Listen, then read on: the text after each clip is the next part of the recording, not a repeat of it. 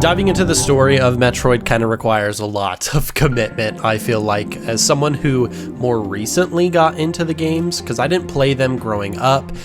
We just never had them on our consoles. I didn't start playing Metroid until I was in high school, usually with like emulators on my phone. So getting into everything regarding Metroid does require a little bit of a commitment, because it is all just in bits and pieces. It isn't laid out for you all nicely, which I kind of like. There's not a lot of exposition. They actually try to make you figure it out for yourself. Even in the games, it is given to you in bits and pieces and only partially ever has much of a story to showcase, if that makes any sense. Like, not that Metroid doesn't have a story, but more as in there is a lot of mystery and a lot of intrigue around the entire world of Metroid, so you have to kind of figure it out and put it all together yourself. And I love that there's motives and backstories behind every character, every planet, and even like civilizations. The Chozo, who are like these mythical bird-like humanoids that inhabited a lot of planets, and for the most part were fairly peaceful, except for the tribe that they mentioned in Dread, the Machins, who were a bit more warlike, a little bit more focused on the battle, but other Chozo were more about scholars and scientists, like the ones that raised Samus, depending on the lore that is confirmed or not. You also have the Metroids, which are essentially the main protagonist species, which were created by the Chozo. Their science experiment gone wrong. Kind of given essence and some elements of Jurassic Park, where you met a little bit too much with nature, things start to get a little bit crazy, you know? Or you have the space pirates, who have a lot of depth in and of themselves, like very much reminiscent of like the Empire in Star Wars. They want to conquer, they want to rule over everything, but they themselves, they're not like trying to have everything assimilate into them. They're not a specific species. Like you have the space pirate bosses like Ridley or Mother Brain or Kraid. These are all different creatures, but all very much with the same goal. They wish to conquer, and that often comes out of regard of having no mercy, like Ridley killing Samus's parents, which, you know, helps propel that lore even more forward, because then it gives Samus a hidden, not necessarily hidden, but a more internal, deep motive behind why she becomes a bounty hunter.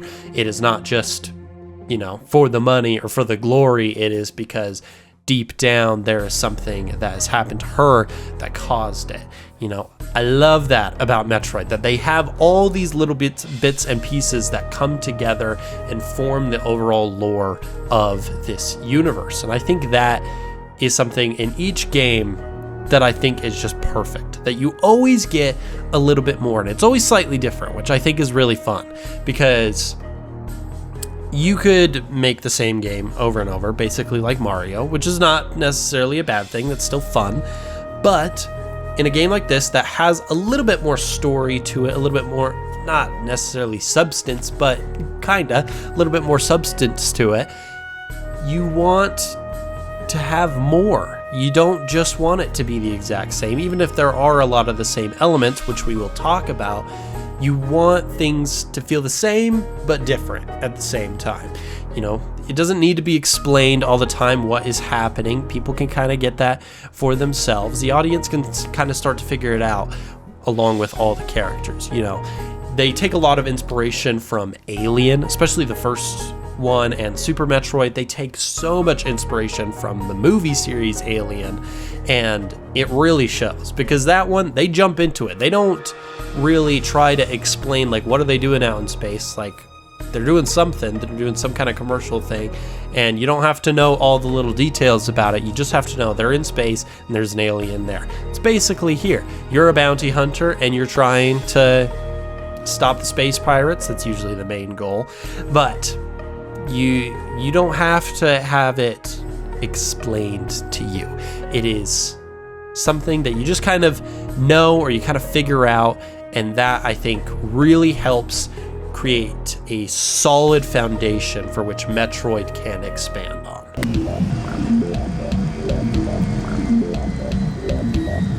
Kind of going more off that same but different feeling, I love that in each game they focus on a world. They don't jump around to a bunch of different worlds. It is solely focused on a single one.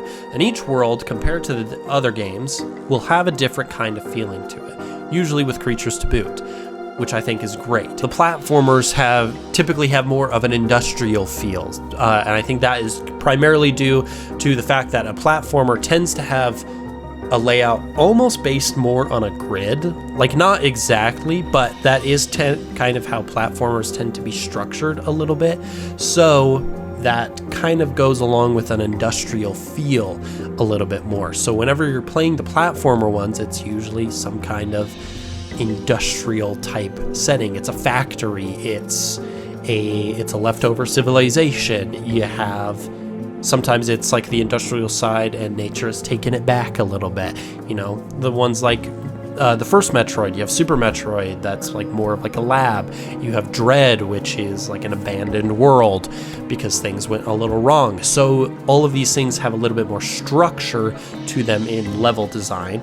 And then you have the Prime games, which tend to focus a lot more on the nature side. And that's usually, I think, to showcase the console's limitations and what they were really able to do at the time. But it also gives insight into races like the Chozo, or more recently with Prime 4, you have the Lemorn, and how they connect with their own natural worlds and how they try to maintain the beauty in them, and anything that they introduce is not meant to really corrupt or hurt the world. They are trying to show it off. And while sometimes it is based on the console, it is a reflection of Metroid as a whole. You get a mix, you get a variation of worlds. It's just like how our world is full of variety. Even in like all these games, there are usually like several different sections that are very common. You often have like an ice section, you have a volcanic section, you have a tropical section, which is not a bad thing that they all have this. It is a natural part of our world. It would make sense that it would also be a natural part of other worlds. And I think that helps to, one, it establishes a sense of continuity throughout the different kinds of worlds that Samus goes to and that you get to explore as the player, but it also means you get to experience a little bit different in how each world is portrayed with those environments. You know, like I said, sometimes they are a little bit more industrial, sometimes they are a little bit more nature, sometimes they're more open, sometimes they're really closed off. That, I think, just allows a good sense of variety while still maintaining that sameness at the same time, you know, and that also allows for creatures to be a little bit different and similar at the same time as well. Each game, I find, typically, other than, you know, the Metroids, the Space Pirates, those are pretty much the only shared similarity in terms of like fauna. And I think that is great, because one, it gets them super creative when they are making the games. You know, they can be inspired by real life, and they can take a lot of liberties with that. They can focus on, you know, more of the mechanical side. They can have creatures also harnessing elements like Samus does, and you're kind of learning from the creatures. You have the ones that are just kind of normal animals, and all of them, while different, they all kind of fit into their little niches in the ecosystem, which is very similar to our world, and that kind of breaks it up. It allows us to view these worlds as worlds and not just as places for us to kill creatures or to actually like it's not just about a game. It makes it feel more like an ecosystem and like an actual world, instead of just, you know, I'm here to play a game, I'm here to shoot some things, that's it. Like, it actually adds more to the lore with that as well, when you get those little things, and especially when you get characters talking about, oh, this is how we interacted with the world, this is how we took things from the world, situations like that. It allows them to it makes it feel alive. It makes the game feel real. It doesn't make it feel like some kind of artificial thing that someone coded and created. It doesn't do it to an extreme extent like how a lot of open world games do, but it does it enough where it feels open and linear at the same time, if that makes any sense. And I think that is something that Metroid is just fantastic. Every game I've played, the world always is something to like ogle on, and that could be just because of the design itself, like it just looks good, or like if it's pixel art design, or if it's 3D, it's enjoyable to look at, but then also it's fun usually to get around in. Sometimes it's a pain in the butt, such as the case for the Prime series. I tend to really hate traversing sometimes, just because, I don't know, sometimes 3D controls can just get a little bit clunky, but overall they are fun and enjoyable to actually be in and to play with. Uploading data. Now, obviously, probably the best part of what makes Metroid work is Samus Aran. Okay, she's the backbone of this entire series. She's the badass silent bounty hunter, raised and experimented on by, like, not necessarily in a bad way, experimented on by the Chozo, trying to stop the threat of space pirates. She's got some Mandalorian vibes, but is not fully Mandalorian, if that makes any sense. And even when the games were first released, like original Metroid, way back when, it wasn't clear that Samus was a woman until, I believe, the end of the game. I think that was just, like, if you played to the end of the game, you figured it out, but it wasn't common knowledge yet, I think. I could be wrong on my research on that. But I do like that it doesn't matter. She's just a character. She's a cool, badass bounty hunter that's, kicking ass and taking names. And that I think is awesome. And I like her backstory, like I said, with the lore, where Ridley had killed her parents, and then she was adopted by Chozo, I believe by Old Bird, I think was his name.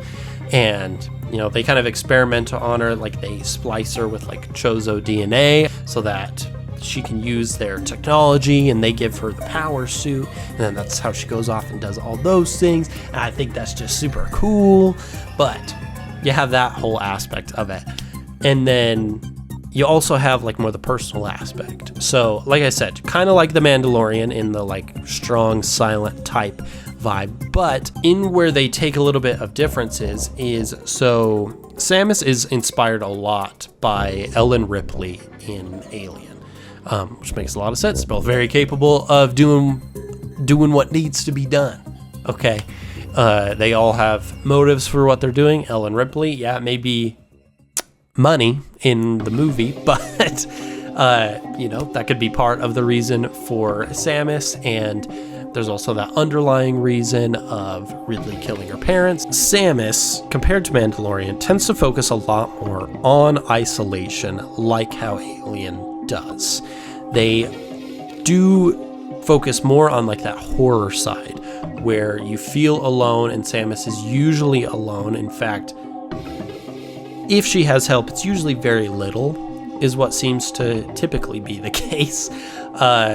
In like the Switch games like Dread, there's only like one character that like actually helps her. But typically, she does not get a lot of help. She is just by herself, and I think that adds to the element of horror, to the element of mystery of this character who is, like we said, very capable.